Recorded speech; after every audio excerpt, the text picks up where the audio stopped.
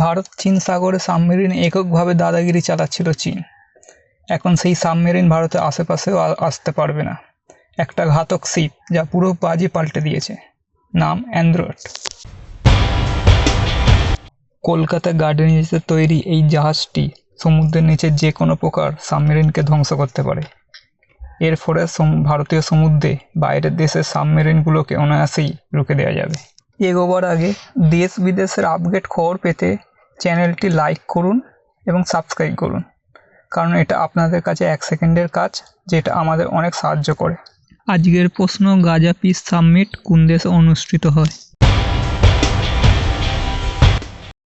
আসুন দেখি এই আইএনএস কতটা শক্তিশালী।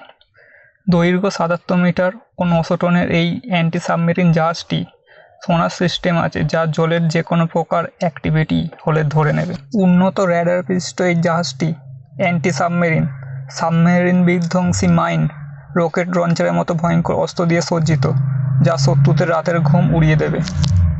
জাহাজটি 80% যন্ত্রাংশই ভারতীয়। 6 অক্টোবর 2025 এই জাহাজটির কমিশন করা হয়। বিশাখাপত্তনমে নৌসেনার হাতে সামিল করে দেওয়া হয়েছে।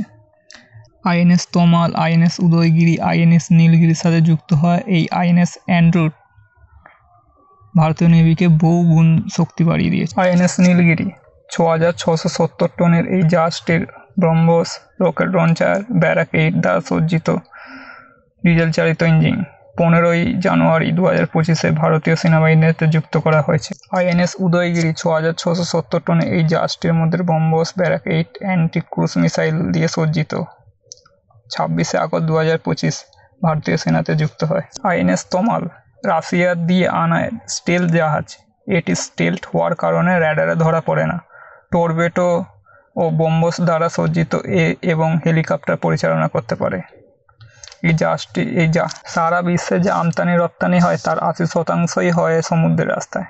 তাই সব দেশ নিজের নেভিকে মজবুত করছে। সারা বিশ্বে 10 নেভি যদি আমরা দেখি র্যাঙ্কিংটা, প্রথমে চীন দুনিয়ার সবচেয়ে বড় নেভি রাখে। তাদের হাতে আছে 754টি যুদ্ধজাহাজ। সংখ্যার দিক দিয়ে আমেরিকা দ্বিতীয় থাকলেও পাওয়ারফুলের দিক দিয়ে আমেরিকা এখনও 1 নম্বরেই আছে। 3 নম্বরে আছে রাশিয়ার হাতে আছে 419টি যুদ্ধজাহাজ।